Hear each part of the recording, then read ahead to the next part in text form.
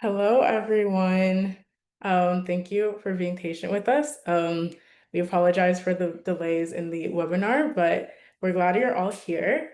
So welcome to the registration for computing studies students today for the webinar. Before we begin, I'd like to take a moment to acknowledge the history of the land on which Queen's University is located. As Canadians, we have a collective responsibility to recognize the injustices committed against Indigenous peoples who have lived on and cared for this land long before the arrival of the European settlers. Queen's campus is situated on the traditional territory of the Anishinaabe and Haudenosaunee people. The Kingston area, originally known as Cataraqui, has been home to Indigenous communities for thousands of years and remains a place of significance and ongoing relationships for many Indigenous peoples today. As a student, I am grateful for the opportunity to live, work, and study as an uninvited guest on this territory. It's important to understand that Queen's, like many institutions in Canada, was established through colonial systems and displaced Indigenous communities. As a settler and a guest, I carry a responsibility to reflect on that history and to contribute to more just, inclusive, and respectful future. If this is new to you or you'd like to learn more, I encourage you to explore the resources offered by the Office of Indigenous Initiatives and Four Directions Indigenous Student Center, both online and on campus here at Queen's. Thank you for taking a moment to reflect with me. And now to introduce myself, my name is Chishion Wama. I use she, her pronouns, and I am one of the peer ambassadors with SOAR this year. I'm in my third year of commerce at Queen's University. And my name is Kekia Palma. I use she, her pronouns, and I'm another one of the peer ambassadors with SOAR this year. I'm in my third year studying computer engineering. This webinar is being recorded and will be available on the Student Experience Office website and YouTube channel within the next few business days.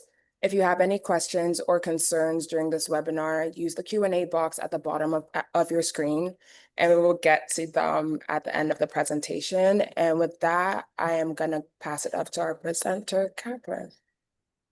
All right. Good evening, everyone. Welcome, computing students and families, to the Faculty of Arts and Science at Queen's. First things first, congratulations to you. You have matriculated, you have a student number, you are officially a Queen's student now, and this is a very exciting time for you and for us too. One of the best parts of our jobs is to meet the new incoming class and to introduce you to arts and science. So welcome. My name is Catherine Villela. I am an academic advisor. I'm the academic advising lead in the Student Services Office with Arts and Science.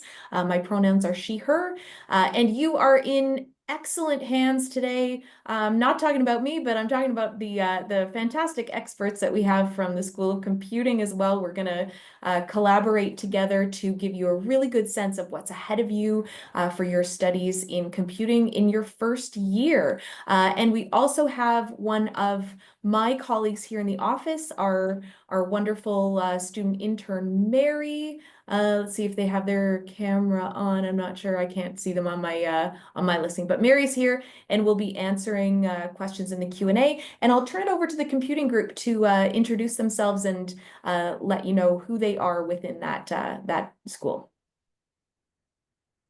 Erin and Karen, why don't you go first?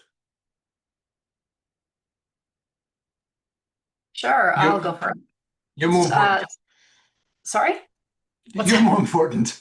Well, whatever. I'm Erin Gunsinger. I'm an undergrad program assistant at computing. So I'm one of the first people that you're going to meet coming up to the department. And when you need academic advising, if you need help getting into your courses, anything like that, basically anything to do with your undergrad studies, Karen and I are both here to help.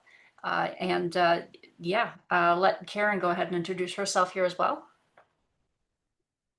Good evening. Welcome, everyone. My name is Karen Knight, and I'm the Undergraduate Program Administrator here in the School of Computing. And I welcome you all, and I look forward to meeting you at some point. Think of us, Erin and I, as your honorary mothers for the next 4 years. We are here to look after you, take care of you, help you in any way that we can. And if we can't, we'll find the resources that you need to get to achieve your academic journey. So welcome, and I look forward to working with you for the next 4 years. Thank you, Erin and Karen. Jürgen Dingle. As current undergrad chair in the School of Computing, I have the pleasure of working with Erin and Karen. I've always loved computing, so this has made me, a professor here, and currently undergraduate chair, researching and teaching, amongst other things, software engineering. Yes, and here to try to answer all the questions that you might have about our courses and our programs and things like that. So welcome. Fantastic. All right. So today we're going to talk through the basics of choosing your courses in your first year, registering for your courses. As the peer ambassadors said, this session will be recorded, and so it will be posted on their website, on our website in the first year registration guide. So if you need to watch it again to refer to the information later, you'll be able to do that.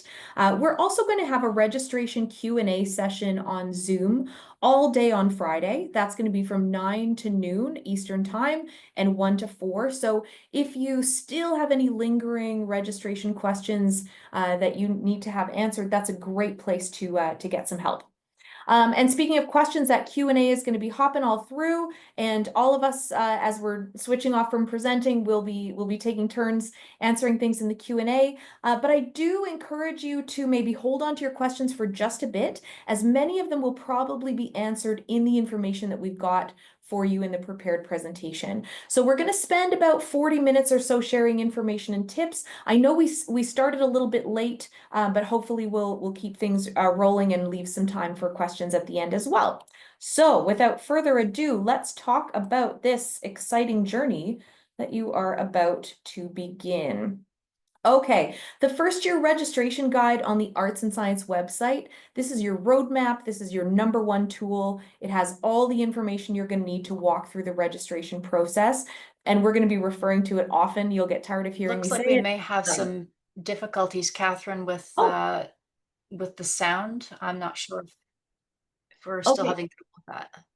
All right, let me see if there's anything I can adjust. Is it cutting out every now and again? Is the sound cutting out? Let's see. I'm not sure. It's just in the chat. Someone has Oh, in just the said that chat. I think Okay. so. Yeah. Okay.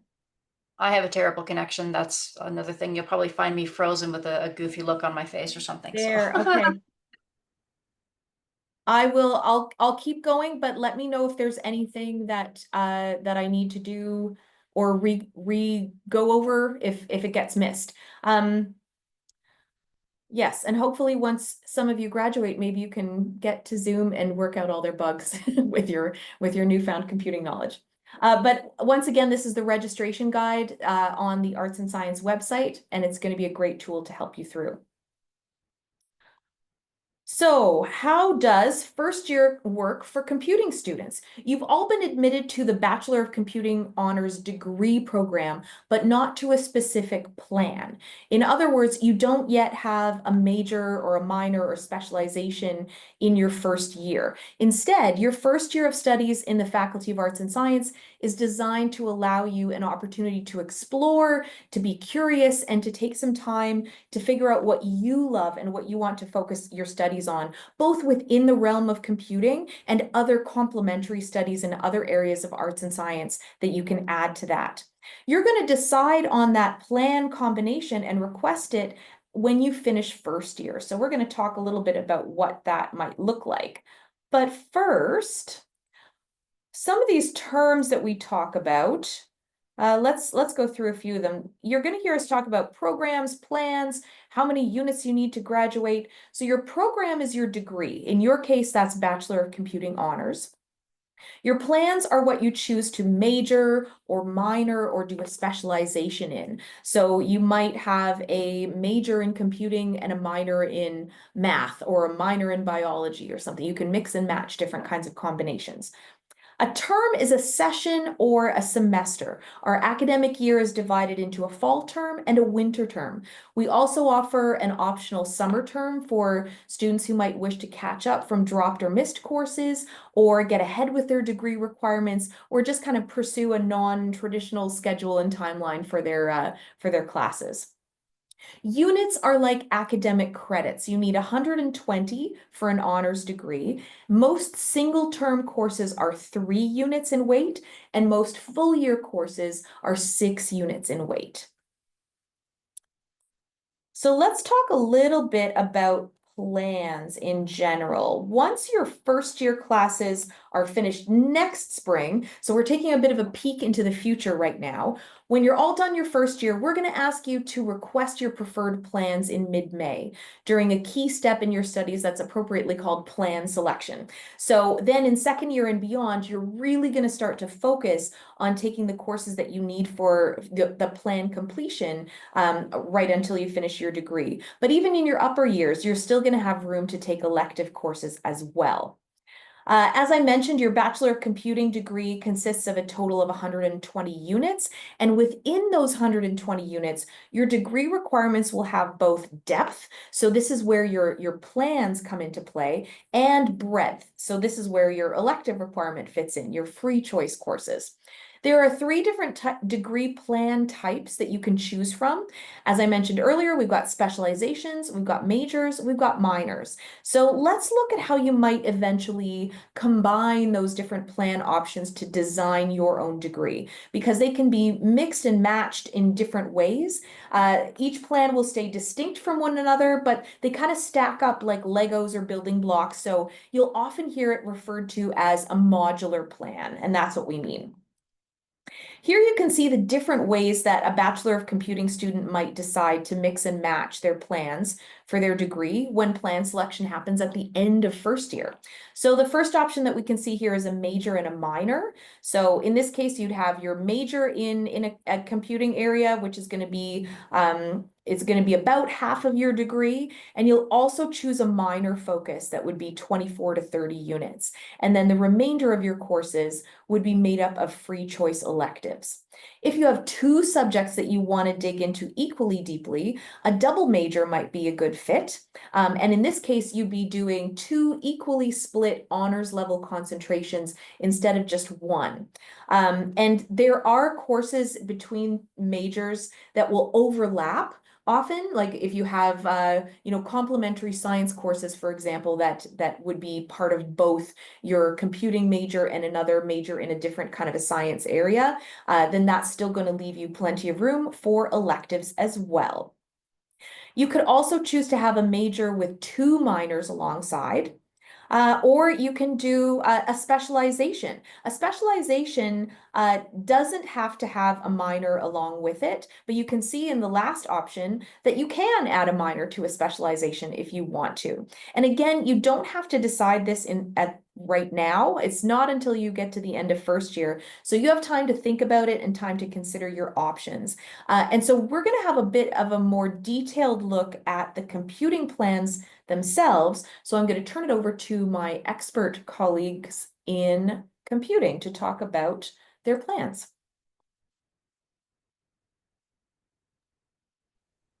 All right. Okay, I'm happy to take that. So as Catherine said, there are plans, right? Get you your degree, different kinds for your honors degree, 3-year general degrees, and then minors. There's majors, and then there's specializations. Again, that was mentioned. By now, the most popular, I would think, is our major, the computing major. Within that major, there's a bit of structure, so allowing you to give your studies a certain focus apart from, the solid computing background. Here, the first sub-plan is fundamental computation.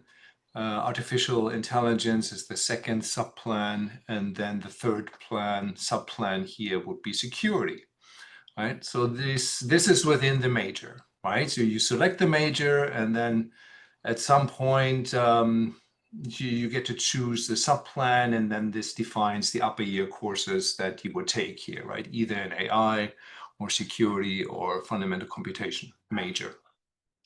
However, as was mentioned, you can also then choose a specialization, sort of focus on one discipline or one area a bit more extensively. The specializations do not need to be or cannot be combined. They can be combined with a minor, yes. Right, I see the nods, right. They can be combined with a minor, but only one of them, for instance, cannot be combined with another major, stuff like that. So in terms of specializations that we offer, there's software design. So software development, if you want to know all about software and how to create it and things like that, this might be the specialization for you to consider. If, on the other hand, you love math and you love computing and everything sort of in between, I was going to say, we have a specialization for that as well.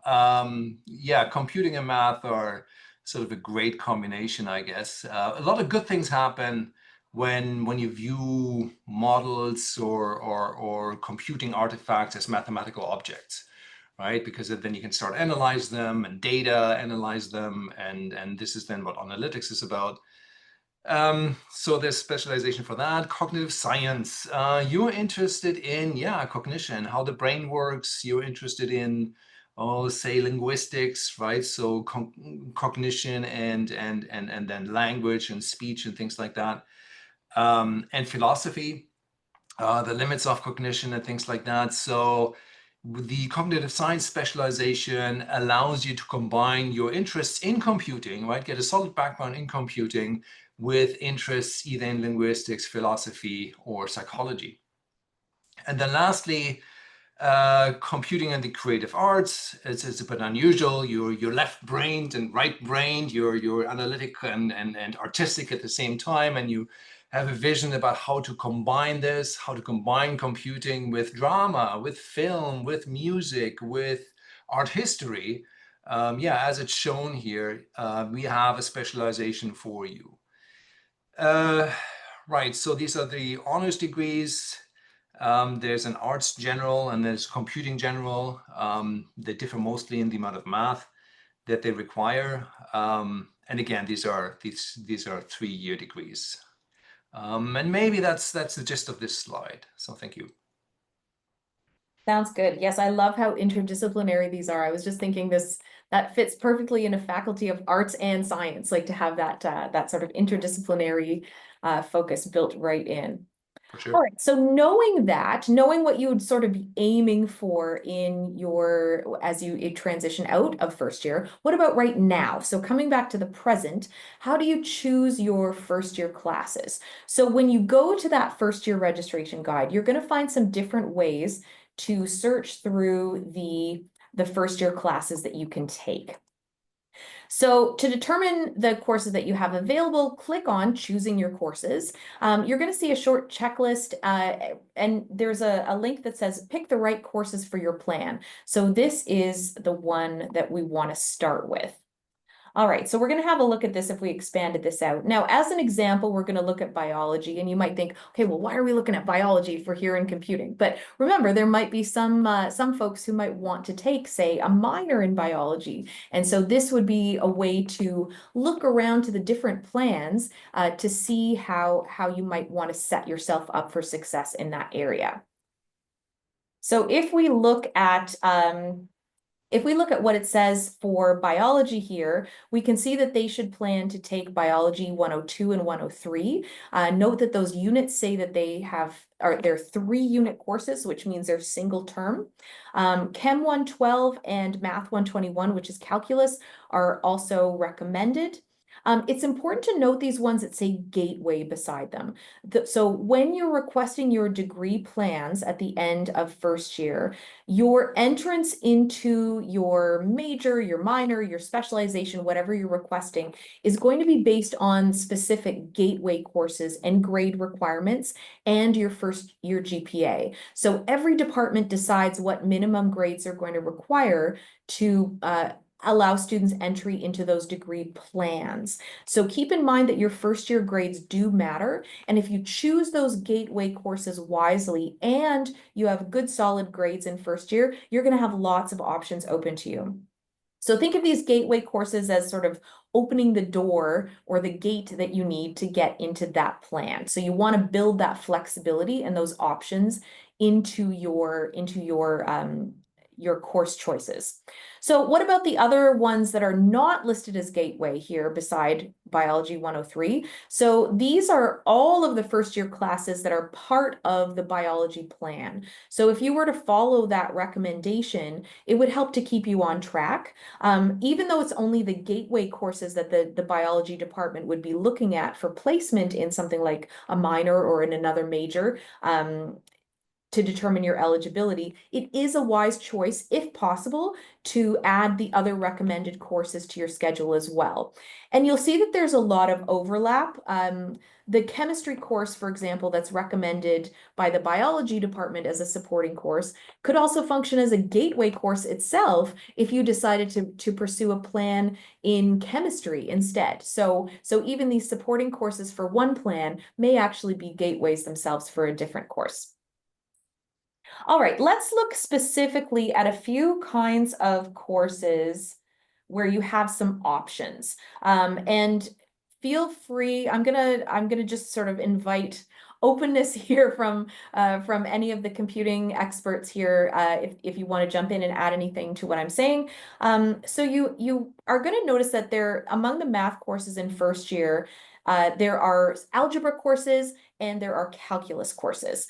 So you do have an algebra course built into the computing requirements, and we'll probably talk about that in a little bit. In the calculus side of things, there's if you want to keep math open as a possibility for a plan, or you're looking at that computing and math specialization, taking the Math 110 and the Math 120 would probably be a really good idea to keep your pathways open for that. Math 121 is a full year calculus course that's just not quite as fast-paced, not as theoretical as 120. You'll see 126 or 127 and 128. Those are intro calculus courses for students who intend to study economics. So probably wouldn't be the ones that you would want to take. But if you are taking something like Math 120 or 121, that's also going to function as one of those overlappable courses if you did want to have economics as well. So economics would be able to use those higher level calculus courses, but taking 127 and 128 will not be enough to keep doors open for something like a math degree. Anything else to add to that, Jürgen, at all, or? Some of our plans, on the face of it, they only seem to require linear algebra. There doesn't seem to be a calculus requirement, although I hasten to add, calculus is very important for the foundations of AI, and we do have courses that then talk about the theory behind AI and learning and things like that, which do require calculus, right? Which do require these 120 or 121 type courses. So a bit of thinking ahead here then might be useful, right, when the math courses are being selected. Yeah, you can kind of see how you have to have one foot in the future and one foot in the present when you're thinking about what courses are going to be best for you. All right, if we move on, I'm just going to do quickly a little look at physics, just in case there's anyone out there who is thinking of complementing your computing studies with physics. If that's the case, if you're looking at pursuing some sort of a physics-related plan, you should be taking either Physics 104, probably the best option, or Physics 106. Those would be your choices for keeping that physics plan door open for you. The ones at the bottom here, 115 and 116, are more supporting courses for plans that don't involve any future physics study.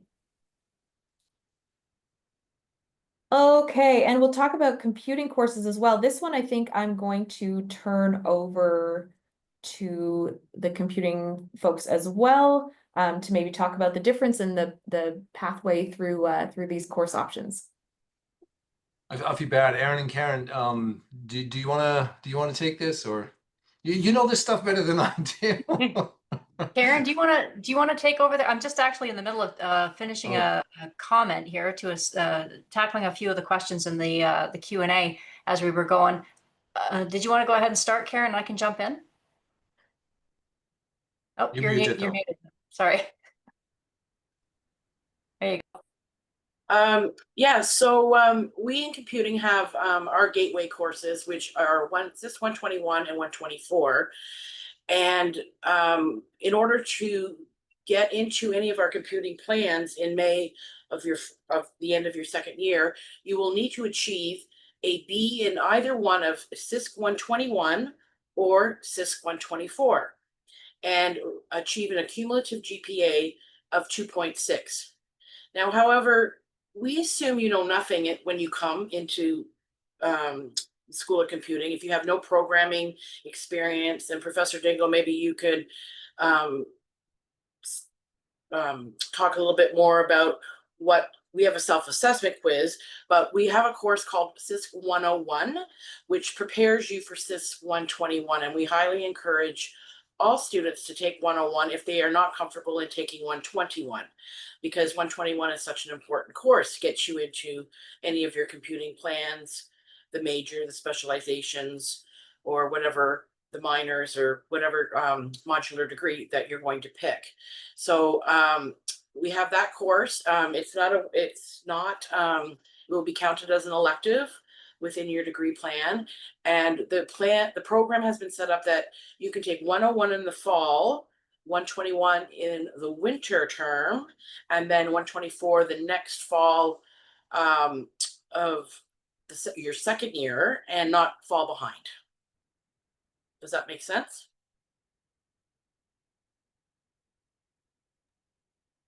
All right, sounds good. And if somebody does have, if you do have a strong programming experience, then you can just start, correct me if I'm wrong, you can do then 121. You can start right in Oh, 121. yes. Erin and I have an assessment quiz that we try to give to all students. Yes, there it is. Thank you. If I encourage you all to do this quiz, and please, if you do not feel comfortable, please do not take 121 in the fall of your first year. It's best to take 101. Like I said, you're not going to fall behind. You'll just be better prepared. Yeah. Also, I should just mention that CISC 101 and 121 are, I believe their timetable, I think we've got them timetabled at the same time in your schedule. So and you have up until, what is it, the 15th of September?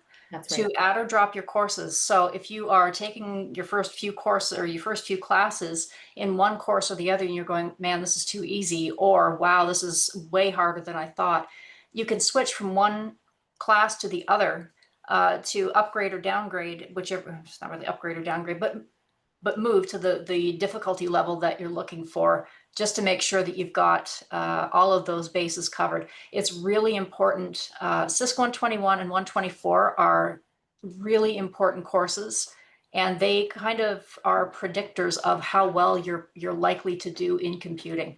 That's why we really are basing some of our criteria on whether or not you're going to get into your second year plan.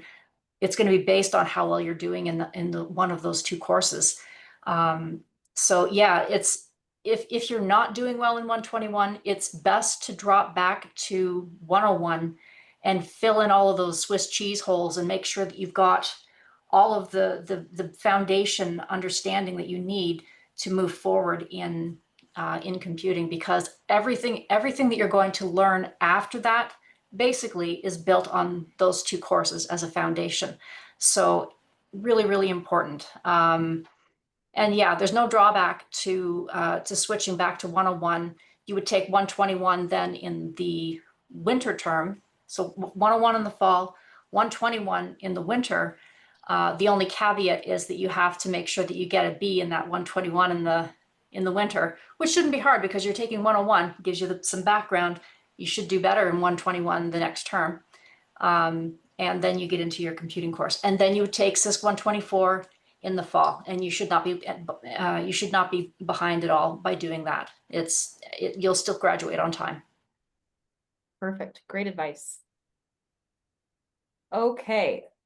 Once you've got those plan courses in place, you're going to be also adding your elective courses. So some of these, as we mentioned, are going to be things that are leaving gateways open for other areas. And in fact, you may find that all of the courses that you're taking end up functioning as potential gateways to leave plan options open. As an academic advisor, that's what I would really love to see.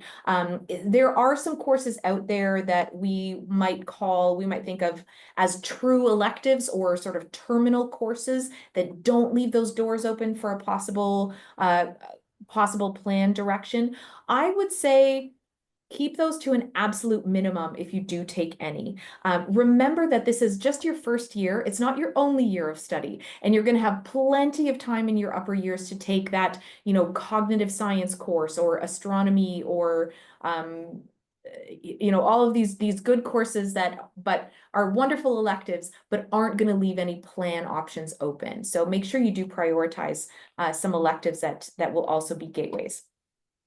You can see the whole range of courses that are available to arts and science students by looking at that linked text there that says courses for first year students webpage. That's in the arts and science calendar. It's going to show things that aren't necessarily offered in any given year, but it will help you make a bit of a long list that you can then take to Solus and see what's going to fit into your timetable. All right, ever so quickly, we'll look at some registration important dates.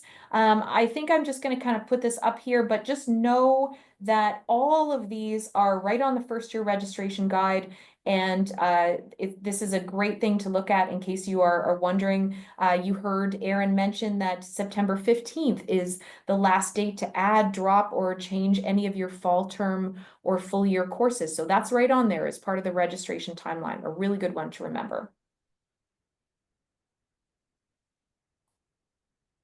One of the greatest things about being an arts and science student is that you have lots and lots of choice and lots of flexibility, but this comes with complexity, of course, as well. So make sure that you spend some good time putting together your timetable. You will be registering for both the fall and winter terms, so make sure you've got the whole year covered by the time you're done your registration. Start with the courses that you know are the non-negotiables. So your CISC 101, your CISC 121, 124, those are the ones that you really want to timetable in and make sure that you're not running into conflicts with something else.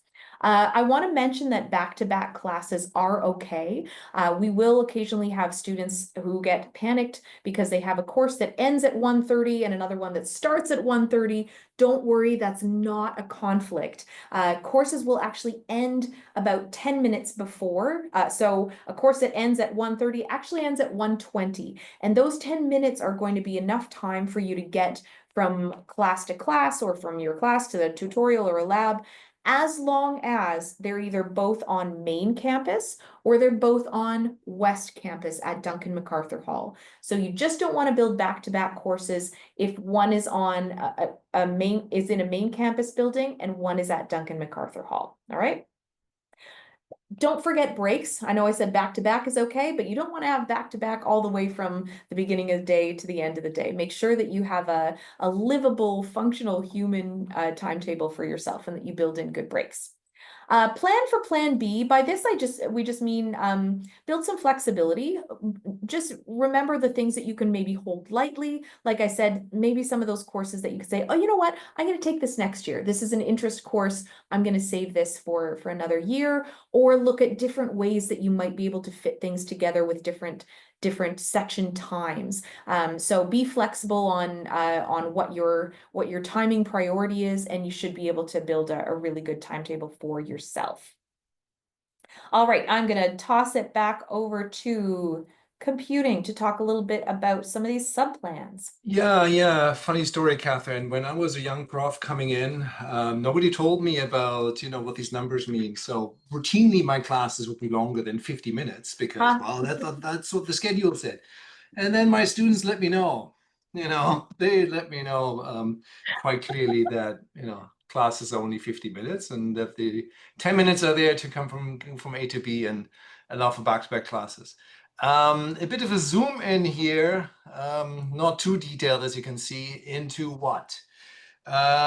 Major, right? So it's our main honors plan here, and then now we within the artificial intelligence sort of sub-plan, right? So you want to do the major in computing and you want to sort of kind of quote unquote specialize or give your studies a bit of an emphasis on AI, because everybody's talking about it and, will be and is using it. So in first year, what do you do? Well, 101 or 121 is discussed, and then 124 sort of as discussed, right? So introductory programming is what you see there, sort of the bread and butter, that's what you start with.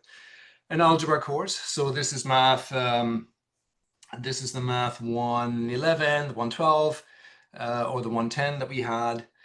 And then COGS, Cognitive Science 100, right? So this comes from the sub-plan. And then here the idea is that you would also do that in first year. What I said earlier is relevant here. Calculus is not mentioned. Ha! Off the hook, no calculus. See ya, never ever again. Well, required in the AI sub-plan is a course called 271. Foundations of AI, and that requires calculus, right? So there, it would be helpful then to also take calculus, right? And if you can in first year, so you can take that required course in second year here for the AI subplan. Okay, Erin, Karen. Did I do a decent job there? Yes, Thumbs you up? did amazing, Professor Dingle. I seem to have lost the slideshow on my screen when I went to speak, and I didn't hit anything, so I don't know. So I don't know where we are with. Oh, you can't see it there, Karen? I cannot see it, and I've tried to view all different things, so I don't know. Wasn't that weird? I can I see can see- the four of you. That's all I can see. Oh, Anyway, it doesn't matter. Just okay. I don't know what your guy what slide you're where referring. we're at? Okay, well, I guess I can kind of go with this one then. We're on the cognitive science specialization page. So these are courses that you're going to want to focus on when you're taking COGS, if you're planning to go into the COGS specialization. In first year, again, you're going to take your first year core courses. That's CISC 102, 121, 124, or 101, 121, whichever you're comfortable with. Your algebra course, which is math, it's usually math 112, most students will take. And then you're also going to want to take COGS 100. That is I don't have the course title, but basically it's your introduction to cognitive science. Additionally, you're also going to want to look at getting some of your first year psychology, linguistics, or philosophy courses out of the way as well. These are going to be part of your degree, so they're going to be required. It's foundation courses again, so good to get those under your belt while you're in your first year. So those would be the courses that are listed here: psychology 100, linguistics 100, or 101, 102, and philosophy 111 or 115, depending on what your interests are. COGS is kind of a funny plan in that you pick two out of those three, whatever your two main interests are. You don't have to do all three of psychology, linguistics, and philosophy. It's just two of the three. So whichever ones you're interested in. Yeah, I think that kind of covers that one. And this is a good example of a supporting course in a plan, also functioning as a possible gateway for another direction. Exactly. Yeah. Maybe So if you that wanted to you'd do end up, doing a major in computing with a minor in philosophy or something, and you'd be perfectly well set up to do that. Yeah. Great.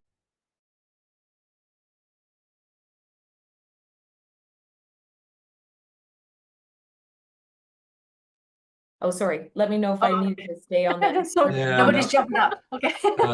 No, I was looking for the unmute here, so I'm happy to take this. Again, sort of a really powerful, interesting combination, I think, computing mathematics and analytics. Introductory programming is there, right? So again, as discussed, as a core requirement. but then also here math courses, algebra and calculus, and this time sort of the two-term versions of those, right? So extended versions of those, because, well, guess what? You know, mathematics is, apart from computing, is going to be your bread and butter, and you want to have sort of an even broader and more solid foundation in that. Yeah, so the true, I guess that this sort of was alluded to earlier by Catherine, I think. So the true electives, leave them for later. In your first year, in your early years, sort of make sure that you keep your options open, you know, by possibly then taking the philosophy course, the Psych 100 or something, right? So that you can possibly switch into COGS, as mentioned on the previous slide. Or here, if you at all think, you know, during your first year that COMA might be an option, well, you see how it goes, all the programming and stuff, and then, but yeah, you make sure you take these math courses, right? So that when plan selection at the end of first year rolls around, you're ready to go and you have these requirements already in place.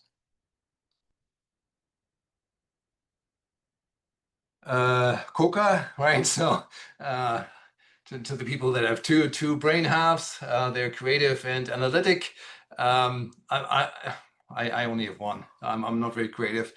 No arts in me, but COCA, introductory programming. So they asked me for 101, 121, 124. No calculus, no algebra. And now you've got sort of this smorgasbord of all the best that sort of arts and science has to offer in sort of here, the art side, art history, drama, film, studies, and music. And you only have to pick one of them, right? And then, of course, during your first year, yeah, make sure that you have these introductory gateway courses to these other disciplines on your plan, so you can take them, and then at the end of first year, you know, select COCA and be ready to go in second year.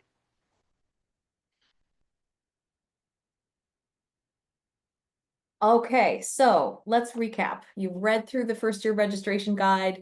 You understand how your degree is going to be structured. You know how to find all those recommendations on courses that you should be interested in, and you know what you want to take in fall and winter. So now comes the part where you put it into SOLIS. So we're going to take a very quick look through SOLIS and just kind of buzz through how actually to register in these courses.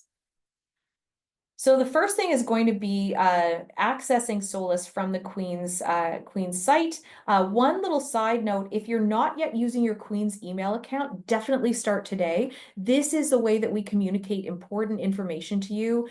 So make it a habit of using this account. You'll see that expanding the sign in section, you can connect to Outlook on the web, and you can connect to SOLIS, and SOLIS is where we are headed now.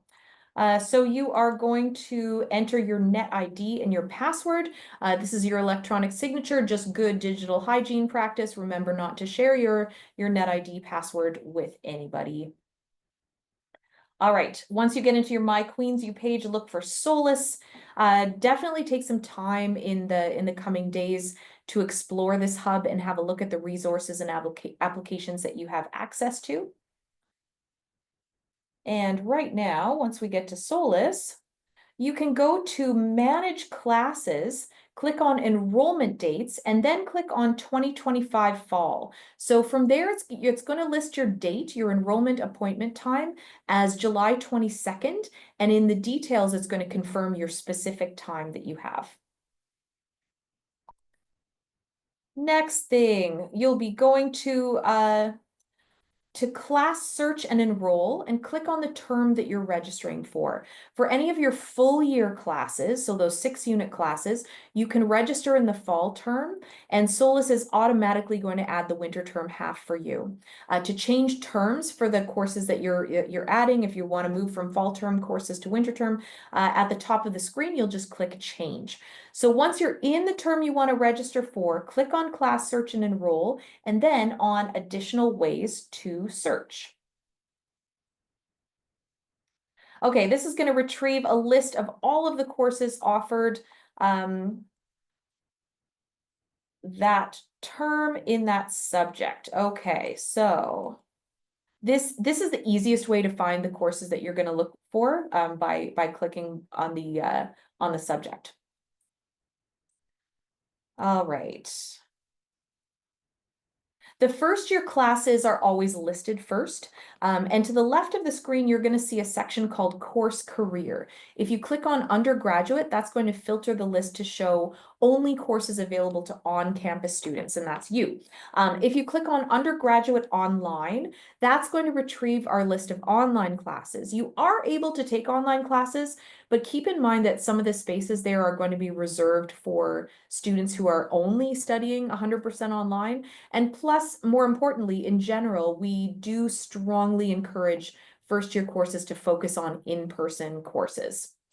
You can also filter here by 6 or 3 unit classes, and class status will let you filter by the classes which still have space, the open sections. The default is that it will show you the open sections. All right, so once you select the specific course, Solus is now going to pull up all of the possible permutations, all the possible ways that you could take this course. So here we're looking at Biology 102, and we see a number of options that a student could select for this course. So these are different combinations of lecture sections with a lab section that gets paired with them. So Solus is giving details like the days and times, the location of the class section, and the number of open spaces that are remaining in the lecture or the lab. Solus is going to make sure that you enroll in all of the elements that the course requires. Once you've selected the sections of the course that you want, Solus will show it to you again to confirm.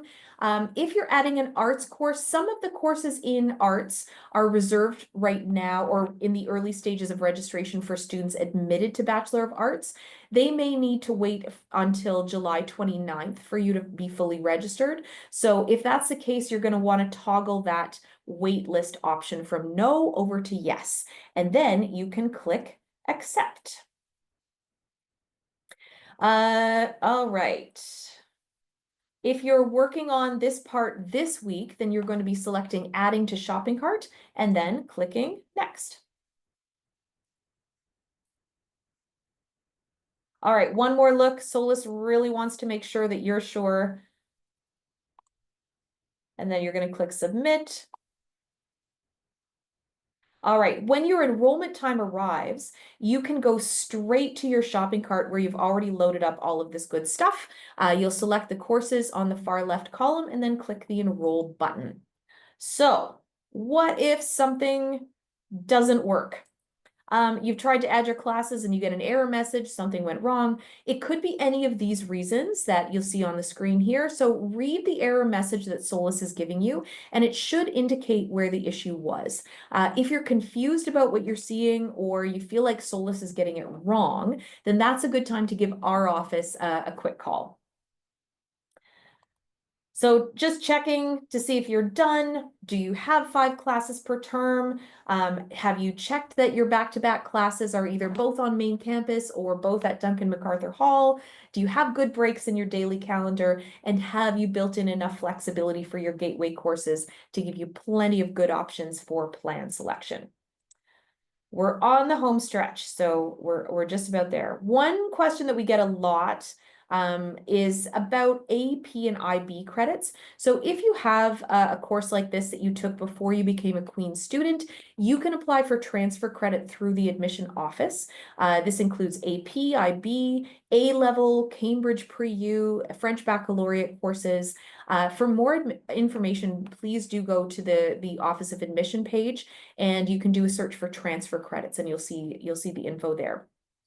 A couple things to keep in mind: if you do have these credit types to transfer, it's usually best to let them be used as help completing your elective units for your degree overall.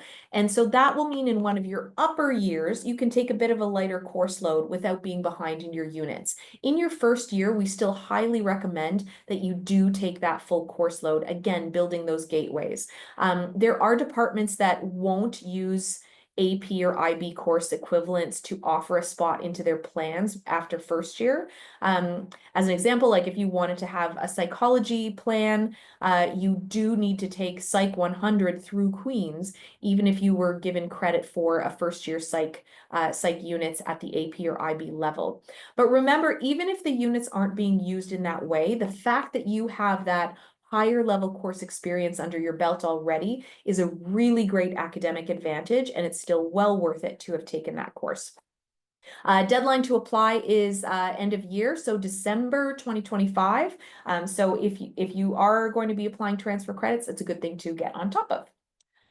All right, Academics 101 is a prep course that you can do even now through OnQ or through the Student Academic Success Service website if you're really keen to get going with some Queen's studies. This isn't going to be something that has units or is on your transcript, but it's a good prep for that university level learning and success.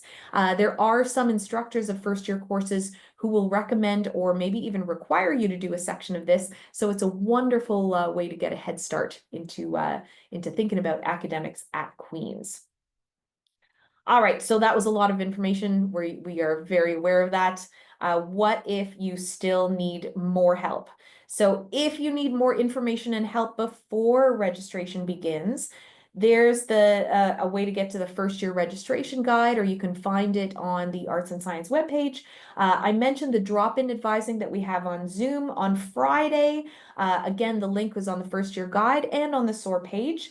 The first year hotline is open even now. Well, not right now, but in the afternoons in this week before registration. So you can call with a registration question if you like, and email passhelp@queensu.ca.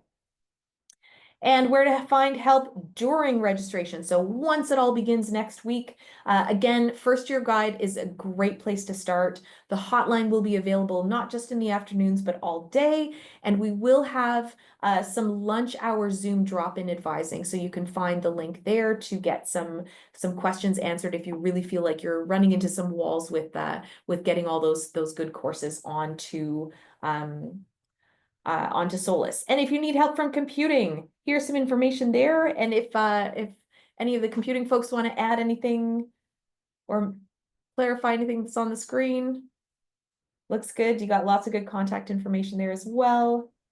Yeah, we usually have somebody on deck there in Goodwin Hall on the 5th floor, either me or Karen most of the time. One of us will be there if somebody wants to drop in. If you see the door is open, you can go ahead and knock. It means that you're welcome to stop in and say hello.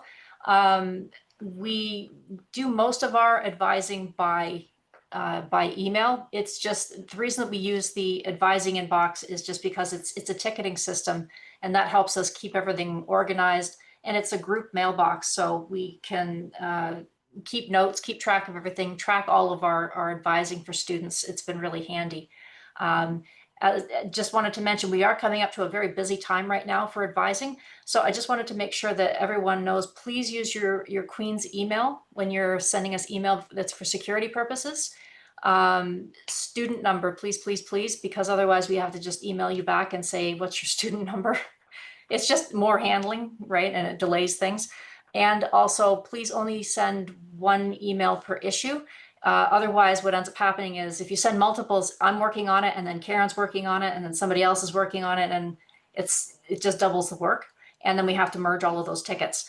If you want to respond back to reopen a ticket, you just respond back to the last piece of correspondence and don't change the subject line, and that opens your ticket up again, and we'll come back to it. And then we've got the full advising history.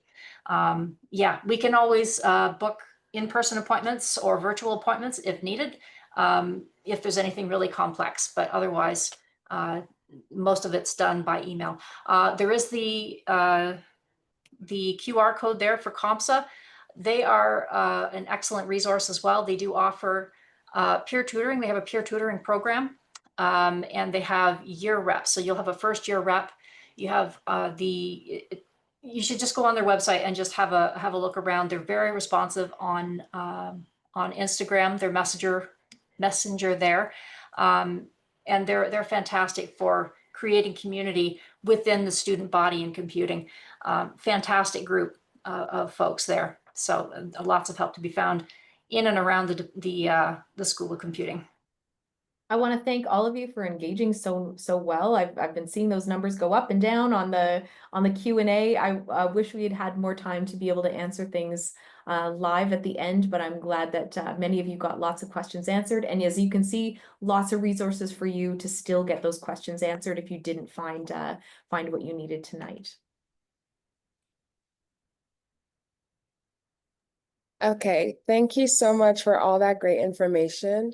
Before we end here, I would like to remind students to check out Viva Engage for a full calendar of all our SOAR events. And don't forget, we have virtual socials every Saturday in July, and you can schedule one-on-one or small group coffee chats with us, your SOAR peer ambassadors. If you have any questions you want to hear from like an upper year student's perspective on, thanks everyone for joining and have a great day. Thanks so much. Take care. Thank you.